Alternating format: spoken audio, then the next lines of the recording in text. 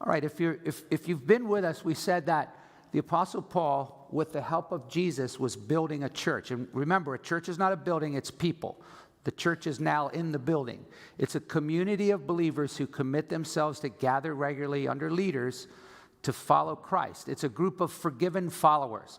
So some of you are in the building, but you're not part of the church yet, because you don't become a part of the church by going to church.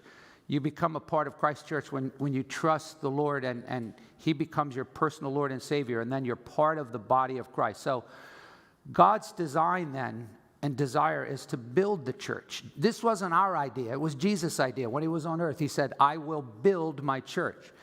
And I think sometimes we have to recognize that there's a balance between quantity and quality. The name of the game is not how big of a church you have. From an earthly standpoint, bigger is better, but not necessarily from a spiritual standpoint. So when Jesus gave the blueprints to the church obviously begins with forgiven followers. The church is not to be filled with unbelievers who are sneaking in. Not that anybody's not welcome to join us, but to become part of God's church, you give your life to Christ, and then you're brought into the community. So Jesus kind of gives some blueprints. He goes, now I want this community to be a very loving, unified community. So if he's giving the builder the plan, this is what I want. There has to be a loving, and that was a non-negotiable. Jesus said, you must love one another. This is how the world's going to know that you're Christians, by loving one another. But that wasn't the only thing on the blueprint. And unfortunately, one of the problems today is that there are a lot of churches, that's the only thing they see on the blueprint, and they misunderstand what that means. So love means whatever. Love is love. So we don't worry about morals or ethics or how people live, because that's unloving. When in fact, that's not at all what Jesus had in mind. So in addition to the idea of unity in the church, Jesus also wanted purity. The problem is, you're bringing together a bunch of contaminated sinners. So how is it that the Lord is going to bring purity into the church? Well, first of all, He died on the cross to forgive us from our sins. We come into this community, and when you come to Christ, you are completely forgiven. Secondly, He makes us new creatures, new creations. He changes us from the inside, and that's going to begin to overflow to the outside, so that externally I'm going to become what I've been already made internally. But one of the third ways He does that is that He puts us in an accountable community in which He says, now, you need to work with one another to not allow one another to just go back to your sinful practices. You need to work with one another so that just because someone says they became saved and they get baptized, that if they're living an immoral life, you don't just look the other way. So this is what was happening in the Corinthian church. They had someone in their church who was being very immoral, and everyone knew it. And not only were they not sad about it, they were actually proud of it. Now, why would you be proud? Let's say you had somebody in your church who was beating his wife, or someone who was committing adultery. Why would you be proud of that? But what they were proud of is that they were so loving. See, they totally misunderstood. That is not loving to tolerate sin. You are not a loving parent because you don't discipline your children. So Paul finds out about this, and he goes, what? You have an immoral person in the church, everyone knows about it, and you're all happy about that? Oh, we got to fix that. So as we read this chapter, he's going to use an Old Testament analogy to sort of reinforce this. But this is so practical for us today. So the Old Testament analogy that he's going to use is the analogy of the Passover, okay? So some of you know the Old Testament. Some of you have heard that word. If you have Jewish friends, they still celebrate Yom Kippur, the Day of Atonement, and they celebrate the Passover. They have these certain traditions. But the Passover, if for those of you that know it, I'll just remind you, in the Old Testament, when the Jews began to multiply in Egypt, God wanted to bring them out of Egypt under Moses and into their promised land. But He has this ongoing battle with Pharaoh, who stubbornly refuses to let the people go. So God sends one plague after another. The final plague was that God said, I'm going to kill all of the firstborn of the Egyptians. Now imagine, those of you who have children, think of your firstborn, especially the sons. God said, because of their wickedness and their rebellion and their hardness of heart and their refusal to let my people go, I'm going to kill all of your firstborn. But then he said to his people, I don't want to do that to you. So here's the deal. Take a lamb, make sure that this lamb is unblemished and spotless, and I want you to sacrifice that lamb on the evening of this Passover. And then I want you to cook that lamb, and I want you to eat that lamb while you have your robes on and a staff in your hand, ready to leave. But the one thing he also told them to do is he said, I want you to take the blood of that lamb and put it on the doorpost and on the lintels, the two sides here. Now again, those of you who are kind of being perceptive go, that sounds like a picture of the coming Jesus, the Lamb of Passover. You go, yep, it is. So God said, put the blood on the door. And then he said, when my death angel passes over Egypt, every home where I see the blood on the doorpost, I will pass over you. I will not destroy your firstborn. And so God told them that from that day on, that they should celebrate this feast called the Passover. But being fond of imagery to point us to Christ and visual aids, God also told them to do one more thing. He said, go through your house, because way back then they had yeast. Those of you who have tried to bake without yeast know that it doesn't end well, doesn't taste well, or good. Sorry for my bad grammar. But the point is, in the Bible then, yeast began to be a picture of sin. There's nothing sinful about yeast. You're not a bad person if you eat yeast. But he said, before the Passover begins, I want you to remove all, they called it leaven, remove all the leaven from your home. So that became known as the Feast of Unleavened Bread. So get rid of all the leaven. Now, the reason for that is the leaven was representative of sin, right? So they knew these general things. And as the gospel came, God was pointing them. Well, actually, that was just to point you to Jesus. He's the great Lamb of God. God is sending his judgment one day. When he sees the blood of Jesus applied to your life, he will pass over you. But when you become a forgiven follower of Christ, God wants you to get the leaven out of your life.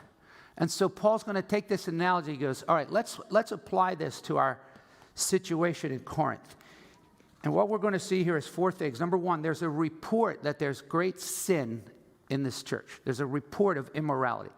Number two, Paul goes, and now there's two reactions to this immorality. There's your reaction, and there's my reaction. Third, after explaining what his reaction is, you got to deal with it. He says, let me tell you why. Let me give you the reasons why we have to do this.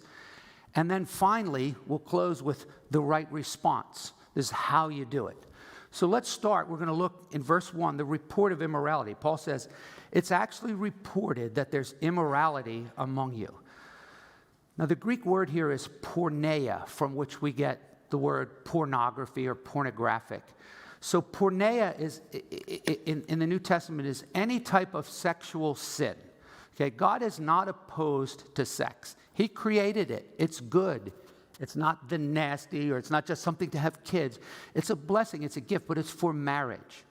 And any sex outside of marriage is porneia. It's immoral. The Bible says marriage is honorable and the bed is undefiled. But fornicating, having sex before marriage, or adultery, God will judge. Hebrews 13:4. So because of the corruption of humanity, because we're all sinful, people are not content. We're not content to limit our sexual activities to marriage. So we have now people who are fornicating, committing adultery. We have same-sex relationships. We have all kinds of perversions towards children, and all. It's sad and gross. And none of us are immune to sexual temptation. So in this case, they had actually in their church an incestual relationship. There was a man in the church who was sleeping with either his stepmother or maybe even worse, his mother. So Paul says it's actually reported, everyone knows about it, that there's immorality among you. In fact, it's porneia of such a kind that doesn't even exist among the Gentiles, that someone has his father's wife. So in the report, you now know what the meaning of this is. But notice the monstrosity of this particular sin. He goes, this isn't even something that pagans do. Like, suppose you said, oh, yeah, so-and-so are living together. Unbelievers would be like, big deal. But if you said, incest, most people are like, what? Even unbelievers are like, that's wrong. In fact, Paul rarely says this, and one of the things that struck me is one of the few other times he says this, he says, if a man does not provide for his own household. So let's say you're a deadbeat dad, right? If a man does not provide for his own household, he's worse than an unbeliever. So everybody knows it. It's reported. Hey, did you hear about the church at Corinth? They have a guy committing incest, and he's, welcome. He's up in the front row praising the Lord. And Paul's like, what? So that's the report. So then he goes, now let's talk about how you're reacting and how I'm reacting. So verse 2, he says, you have become arrogant. The Greek word here is you're puffed up, okay? And I'm telling you, this is as relevant today as it is back then. There are churches that are proud of the fact that we're progressive, we're tolerant. We're not like those old crazy fundamentals always telling people how bad they are. God is love, right? So they probably on their website, come to our church, come as you are. And by the way, after you get saved, stay as you are. And people are like, I'm going to that church, right? That's great. And Paul said this would happen. He goes, in the last days, people will not want to hear the word. You preach the word and you reprove and rebuke and exhort. And it says the time will come when they won't want that. They want teachers after their own desires. Who doesn't want to go to a church that says, do whatever you want? So Paul says, what you should have done is mourned instead. Now that word mourn is an interesting word. If you remember, Jesus used that in the Beatitudes. Blessed are those who mourn. Now we generally use that when someone loses a loved one. They're in mourning. But we almost never use this when it comes to sin. They're in mourning. Well, what do you mean? Did they lose a loved one? No, they're mourning over sin. And that's what Jesus meant when he said, blessed are those who mourn, right? Because when we think about our own sin, that should sadden us. That should cause us to be grieved. Now, we shouldn't stay there beating ourselves up. Mourning is always to move us in motion to the cross where we find comfort. So, but this is going to be a technical term that Paul goes, here's what we're going to do. You should be mourning, and he's going to explain what that means. You shouldn't be glad. You should be sad. In fact, he says what you should be thinking about is that the person who's done this deed would be removed from your midst. Wait, what? Just take them out of the church? And Paul goes, yeah, I didn't stutter. Well, why? Why would we do that? He goes, well, okay, that's your reaction. But he goes, now let me tell you what my reaction, verse 3. On my part, even though I'm absent in my body, I'm still present with you in my spirit. Here's what I decided. I have already judged this person who has done this as though I were present. So remember when Jesus said this, where 2 or 3 are gathered in my name, I'm in the midst of that. His primary meaning to that was not when you and Joe go to the baseball game and are watching the game. It's not you and a couple friends talking about Jesus over coffee. His primary meaning of that is when you assemble as a church community, when you gather together, particularly on the Lord's Day, when you gather in my name, I'm gathering with you. And it is kind of interesting to think that way. When we come walking into our gathering, it's not because we're in the sanctuary. It's because the people of God are gathered in the name of Jesus. And when you do, the presence of Jesus in a special way is there. You'd all agree with this. Jesus is everywhere, right? But I think we'd all agree that in certain ways he's present in special ways. He's everywhere, but he's also at the right hand of God. He's everywhere, but he's also in my life.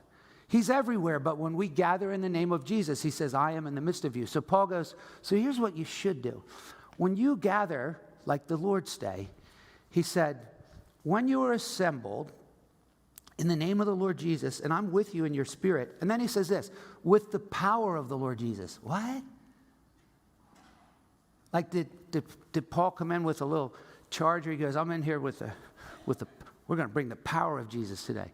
No, that was an assumption that when Jesus is present, the power of Jesus is present. Now, how do you feel about that? Depends on where you are with Jesus. I like that. The power of Jesus is present to heal, to forgive, to help, but the power of Jesus is also present to deal, not just to heal, but to deal with sin. So Paul goes, when you gather together and the power of Jesus is present, here's what you need to do. Now, this one will take you off the deep end. He goes, I've decided to do this. Deliver such a one to Satan. What does that mean? Like put him in a box, call Amazon, say, I want this Prime. And the devil gets a knock on the door. Hey, got a package. Oh, hey. What does he mean by delivering someone to Satan? And then he goes, and by the way, that's not going to end well for this guy. Deliver him to Satan. Why? For the destruction of his flesh. That Paul is so mean. Is that mean? Well, first of all, what does it mean to deliver a person to Satan for the destruction of his flesh? Now, interpreters have had different views of this because sometimes when the Bible uses the word flesh, it's talking about your sinful disposition, that old remaining sin in us. So the Bible says, don't give in to the flesh. Walk in the Spirit so you're not bringing forth the deeds of the flesh. So some people go, well, whatever you do to this guy, it's going to deal with his flesh, right? And I'm going, I don't think that's what it means here. I think destruction of his flesh is he's done. He's going to die. Now, I could be wrong, but I'm not alone. Many interpreters think what Paul's saying is you give this guy over to Satan so that he dies, okay? So the only other time Paul uses this phrase is in 1 Timothy 1, where he speaks of two other believers who have gone off the deep end in sin, and he goes, I've delivered them over to Satan so that they might be taught not to blaspheme. But in this case, it seems it's such an extreme case of sin. Why would God, maybe I'll ask it this way, would God ever kill a Christian? Or would God ever intentionally allow a Christian to die? And the answer is yes. The Bible is very clear on that. But it's always out of love. God does discipline his children. And he tenderly and patiently speaks. And he graciously and with much restraint spanks. But on rare occasions, God does slay. We're going to read about that later in 1 Corinthians 11, where Paul says, some of you have taken the Lord's Supper to such an extreme immoral position of how you're treating other Christians. He goes, some of you are weak and sick. Some of you have already died. So 1 John 5:16 talks about brothers who are sinning unto death. So I think what we have here is a situation where this guy's sin has progressed to a point where Paul says, deliver him over to Satan. Now, let's do some backtracking. You and I already belong to Satan. Before we came to Jesus, the Bible says the whole world lies in the power of the evil one. When you became a Christian, the Bible says you were transferred, Acts 26, from the power of Satan to the power of God. Colossians 1 says you were delivered from the kingdom of darkness to the kingdom of his beloved Son. You glad about that? I am. Thank you, God. I know what it's like to be beaten down by the devil and held captive to him. That's why I sing meaningfully when I say I'd rather have Jesus than silver and gold and than be held in sin's dread sway. Because I know what it's like to be under the power and influence of Satan. And I didn't know that that's what it was, but I knew what happened when I got free, didn't you? Now, it doesn't mean you got saved at 4 years old. You're like, thank God I'm free from my sin. But you get it. If you're a Christian, you realize the power of Satan and the privilege it is to be not only delivered from him, but protected by him. 1 John 5 says, we are of God, little children, and the whole world lies in the power of the evil one. But the evil one cannot touch us. Can we give a praise to Jesus for that? Thank you, Lord. Thank you that you surround me with your loving kindness and your protection. Greater is he that is in us than he that is in the world. So why doesn't Jesus take us right home to heaven when he saves us? Glory, glory, beam me up, Gaudy. Because he leaves us here to transform us into communities, into these rescue stations where the lost world can be brought to Christ. But Jesus takes this very seriously. In order for the lost world to be drawn to Christ, my church has to be unified and purified. Otherwise, you lose your influence. So there are situations where the Lord's like, I'm not going to throw you out of my family, but if you continually refuse to follow me, the Lord disciplines those whom he loves. I'm going to have to take you home. So every Christian has been delivered away from Satan. Church discipline is when you're putting a person back out into the world, and Satan now then has permission to harm them. Well, why would God do that? Well, look what Paul says. This is a really challenging verse. He goes, I want his flesh destroyed, that his spirit may be saved in the day of the Lord Jesus. Wait. So if he doesn't die, he won't be saved? And those of you who are growing in grace, you're learning what we talk about theology. Theology is not for a bunch of theologians sitting around smoking a cigar and going, what do you think of the ontological? No, every Christian's a theologian, just some better than others. We all have good views about God if they're based on Scripture, and then bad views that we need to be renewed in the spirit of our mind. That's why we love to encourage people to learn doctrine. So, for example, one of the chief doctrines of the gospel of grace is the calling and keeping of the Lord. I don't believe for a moment that a true Christian can lose their salvation. When people go, are you one of them once saved, always saved? I go, no, God's one of them once saved, always saved. Because he says everyone he predestines, he calls. And everyone he calls, he justifies. And everyone he justifies, he sanctifies. So I believe with all my heart that God calls and keeps. And I'm comforted by that. So then when someone says, well, what about my friend Joey there? He was saved and he lost it. And I go, He looked saved, smelled saved, and acted saved. But if he was saved, he didn't lose it. Because everyone God justifies, he glorifies. So with that in mind, Paul's saying this, that it is the justice of God. If God were not to deal with this person, it would be indicative that he's not a believer. In Hebrews chapter 12, it actually says this. God disciplines all of his children when they sin. If you are without discipline, you're not a child of God. So that's something to think about. When you sin, how does that settle in your soul? If you're like, well, it's quite pleasant as long as I don't get caught. Well, sinning's fun. Let's not be stupid. Sinning's fun or else no one would do it, right? Hebrews 11 talks about the pleasures of sin. But when the dust settles, are you good with that? Are you okay with having blatant sin in your life as long as you don't get caught? Because 1 John 3:9 says, no one who has been born from God will continually practice sin. He can't because God's seed abides in him. So I think what God's saying here is this would demonstrate that this guy is a believer, because the Lord did indeed show his justice by taking him to heaven. And this is what's called church discipline. So we've seen the report is you got a problem in your church. Houston, you got a problem in your church. Two reactions. People's reaction, we love everybody. Paul's reaction, you got to deal with this. You need to discipline him. So at this point, this is where some Christians get upset. That's mean. You Christians are mean. You're hateful. You tell someone it's wrong, when in fact, it's not mean to deal with sin. That's loving.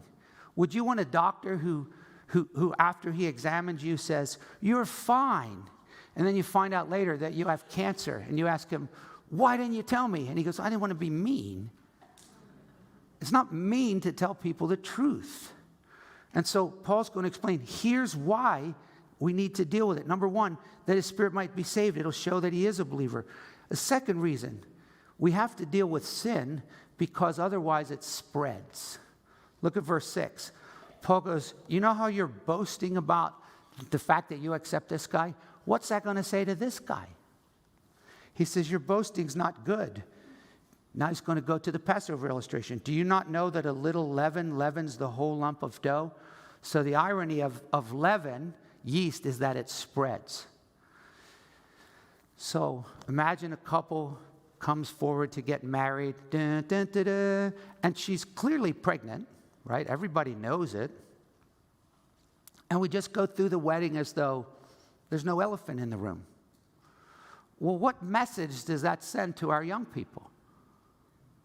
So personally, if I do a wedding of a couple that's pregnant or had a child and everybody knows about it, I just, first of all, ask them, do you agree that that was wrong? As believers, have you asked God to forgive you? And are you okay with us just bringing that out so that everyone knows that, yeah, we know that they've made a mistake and they've asked God's forgiveness. Now, some of you might say, that's mean, that's judgmental. And I'm going, well, what if we don't? What if we just pretend, no, there's nothing. So the idea is, Paul says, if we don't deal with sin in the church, it's going to spread. If we go, oh yeah, that couple, they're Christians, they live together, that guy's having an affair, that just causes it to spread. Because then all of a sudden, others are emboldened, right? And you know that as a teacher, you know that as a parent. If you don't deal with situations, it's only going to encourage others to go, oh, I guess it's okay. So Paul says, the reason why we have to deal with it is it shows God's justice, it stops the spread of sin, and then ultimately he goes, here's why we need to deal with it. The sacrifice of Christ demands it.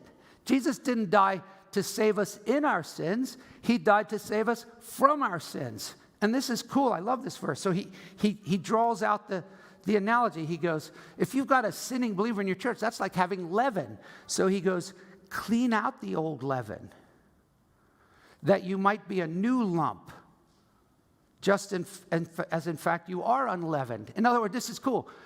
People of God, we are forgiven. We are new creatures in Christ. God sees us as pure and holy saints of God.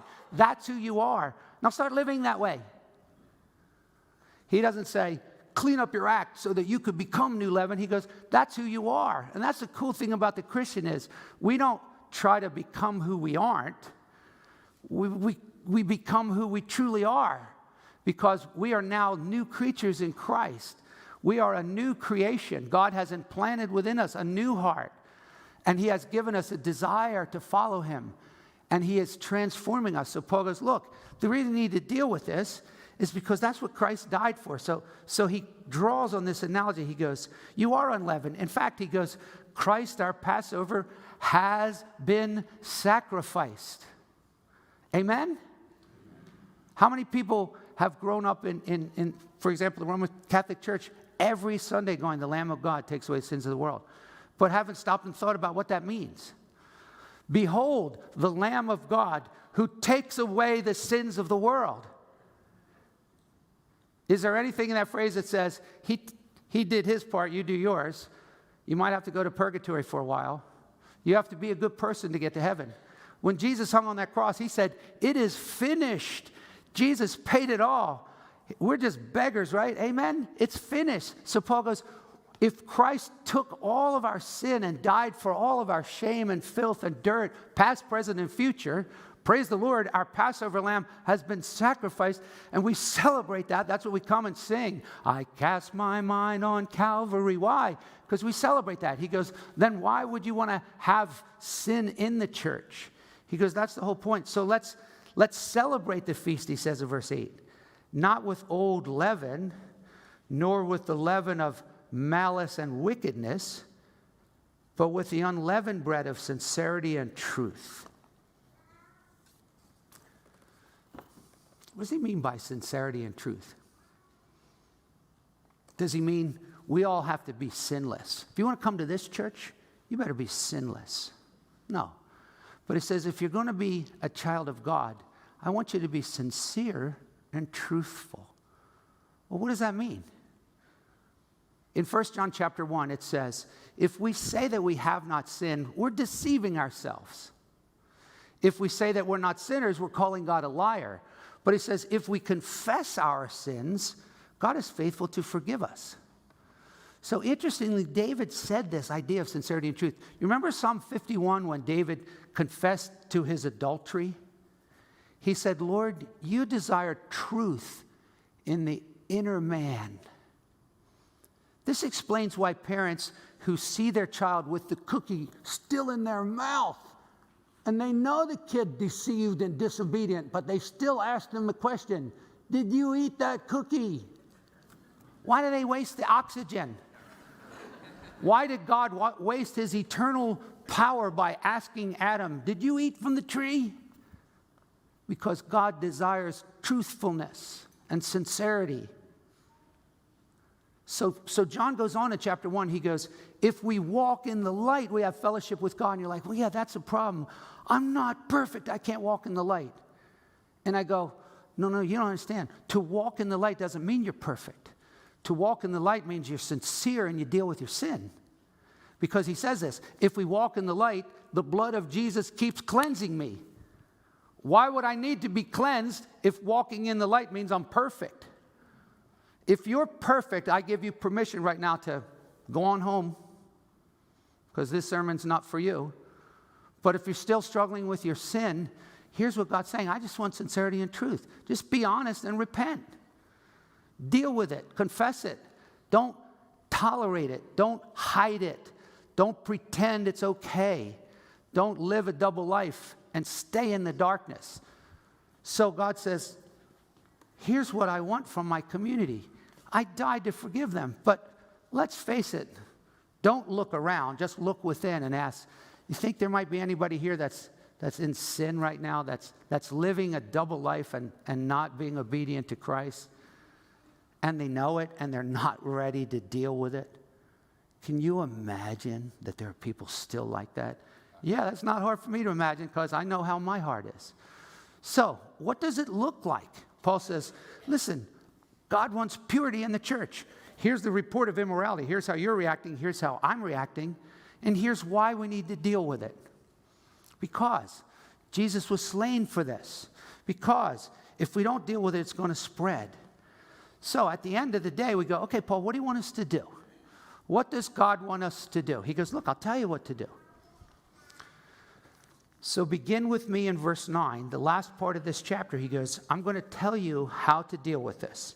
He goes, but before I tell you how to deal with this, I got to fix something. I already told you to deal with this, and you misunderstood me.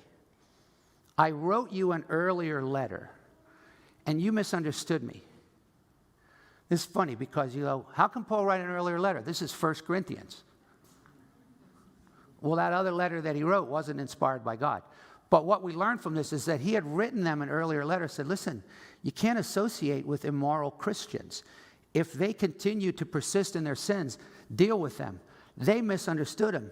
They thought he said, don't associate with immoral people. So if your neighbor's a cusser and he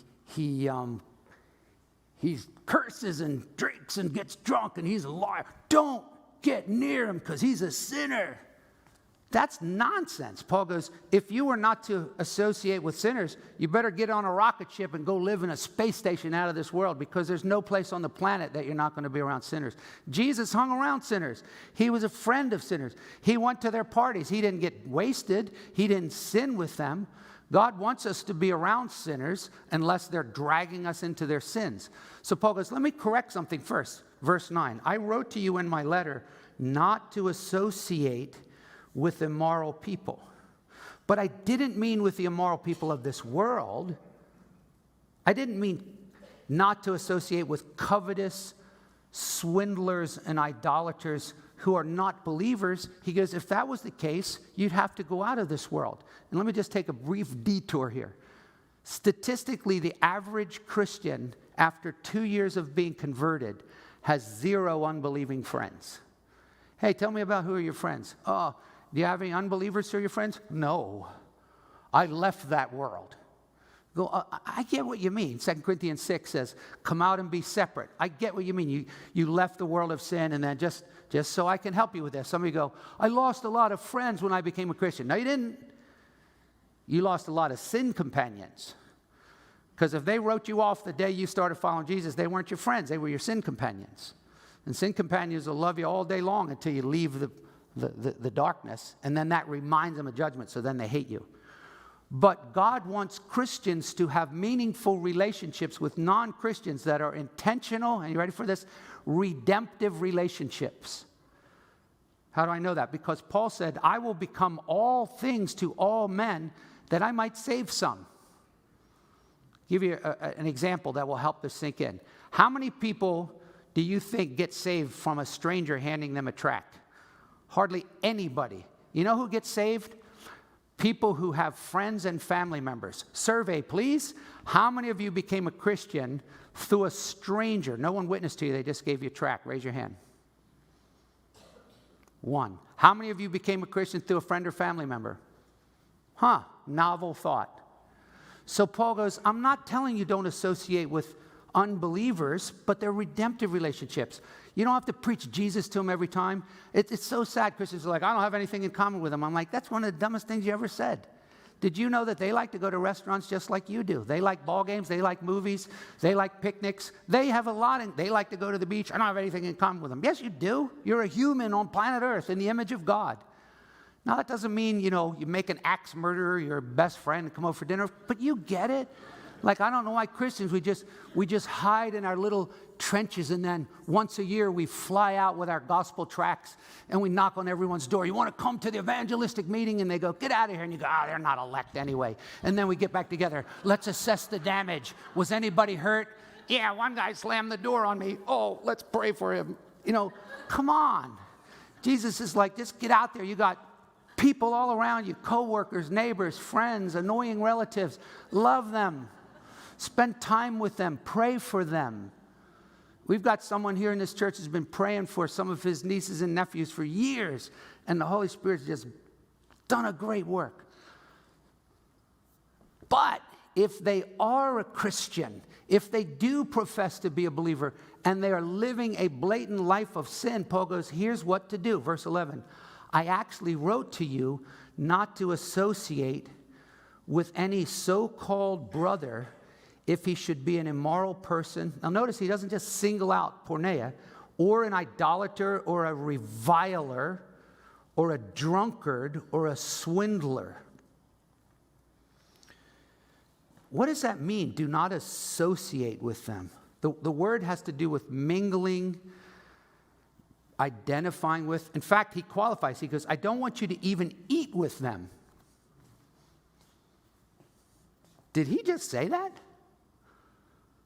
Did he just say, if you know someone who calls himself a born-again Christian?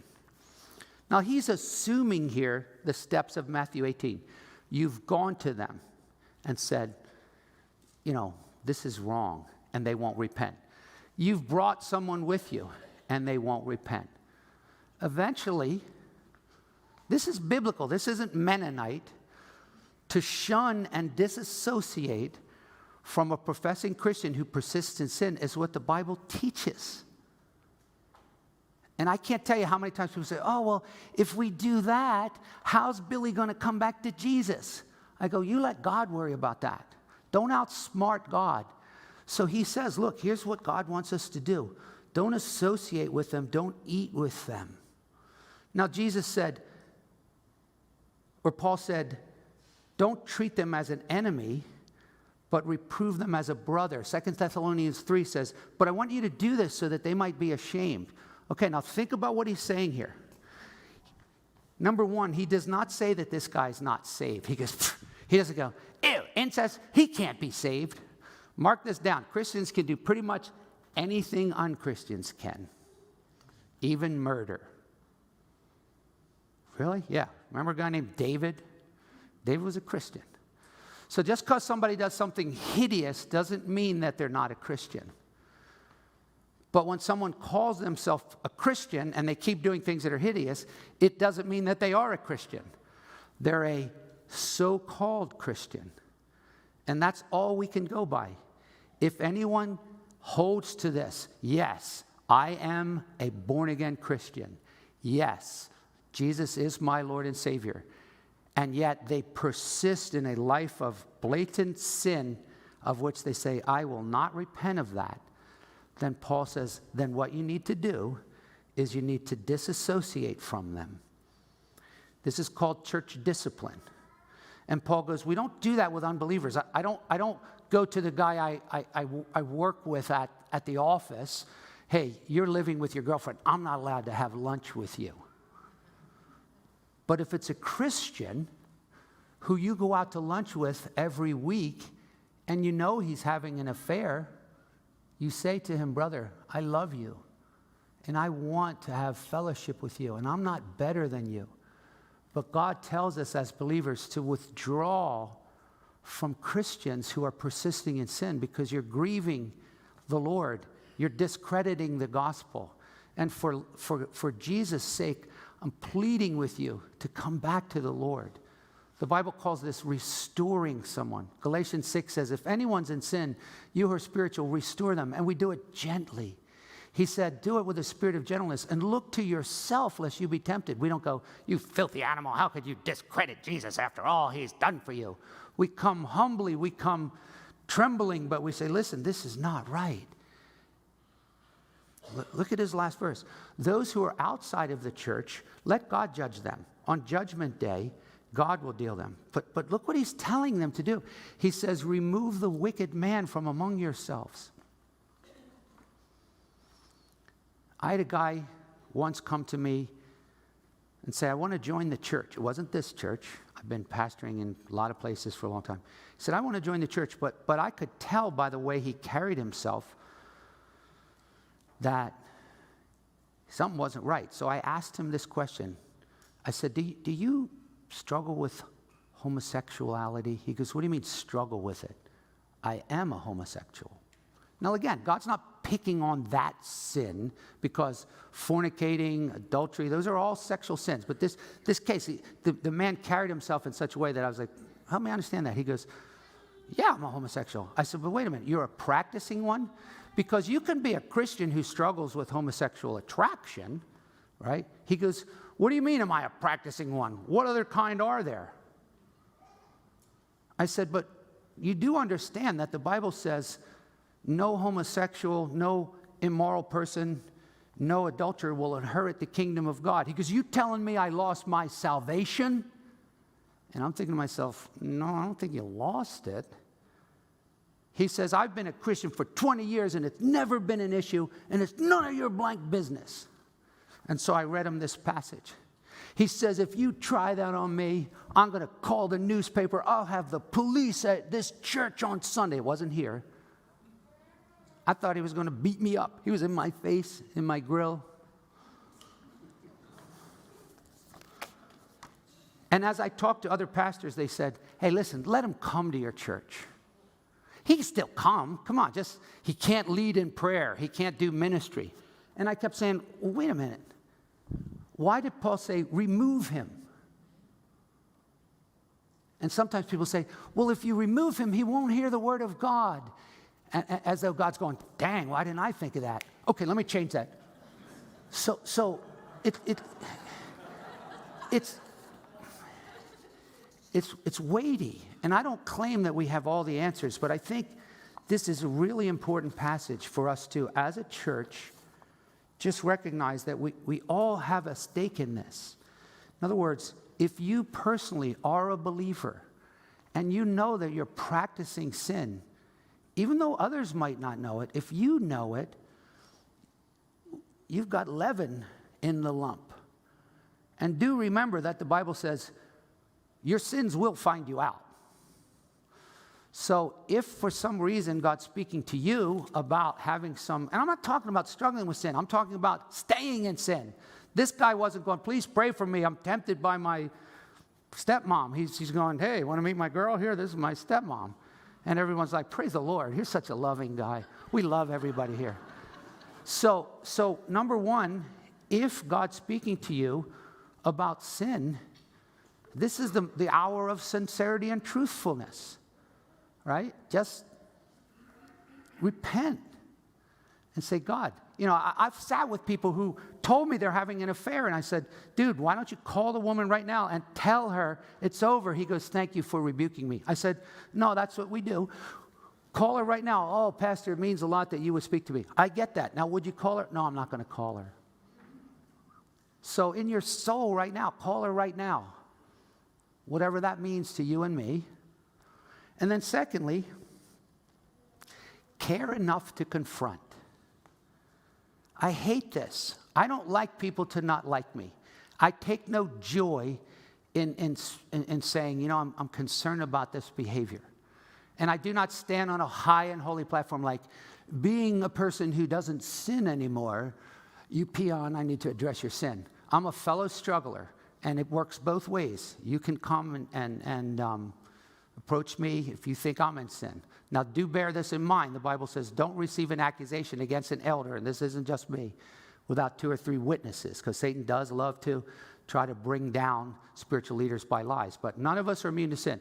So, do you care enough to confront? Something as basic as just talking to a friend. Please don't say this. Yeah, I know how that'll end. Yeah, I do too. They're not going to go, I've been waiting for you to rebuke me. I've been praying that you would rebuke me. Of course not. The Bible says, he that rebukes a friend will later on find favor. Solomon wasn't a dumbbell. He goes, read between the lines. It probably won't go well at first.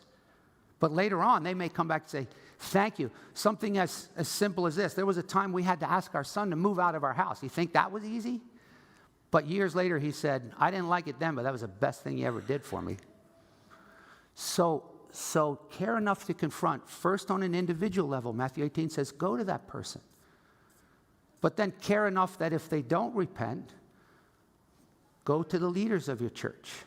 Bring 2 or 3 with you. And then elders, we have to care enough that if we know there's blatant sin going on in the church, that we have to do something about it.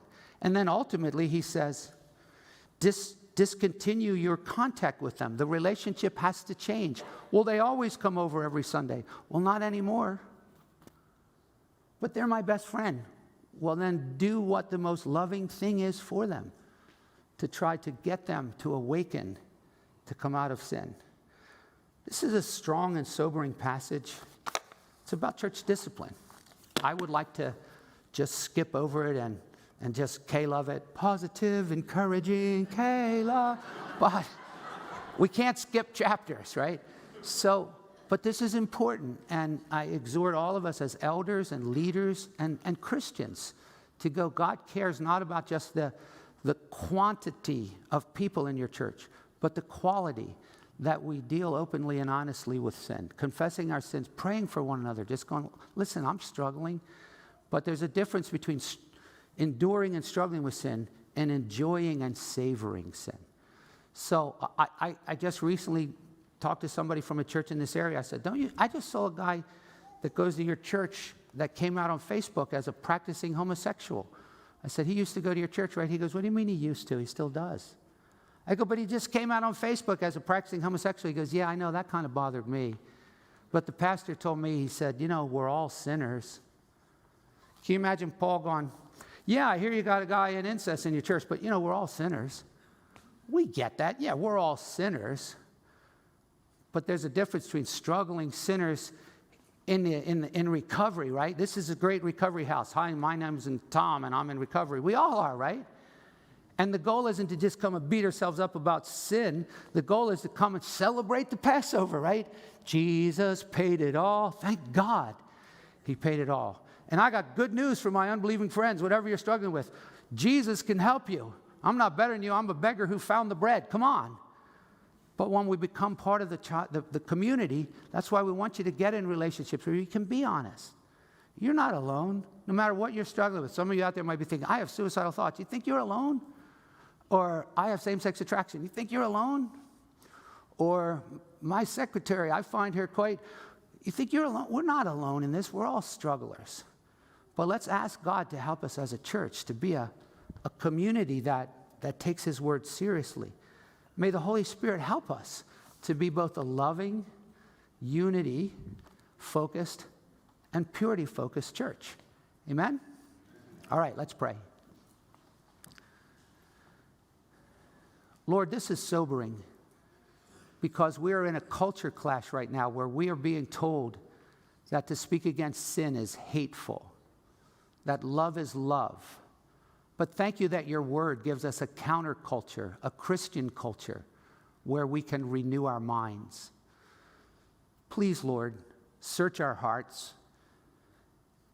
And where you see insincerity and falsity, help us to repent, to be cleansed, and to walk in sincerity and truth. May you grow us as a holy, Christ-centered community. We can't do this in our strength. Even now, I believe we're gathered not only in the name of Jesus, but with the power of the Lord Jesus present. Lord, let your power work right now in our hearts to deal with sin, to give us a desire to deal with sin. Thank you that you were sacrificed once for all. We praise you for that and pray that our lives would be different throughout this week. Send us out this week with redemptive purposes to win the lost and grow the sheep. Help us to grow one another and love one another. In Jesus' name, amen.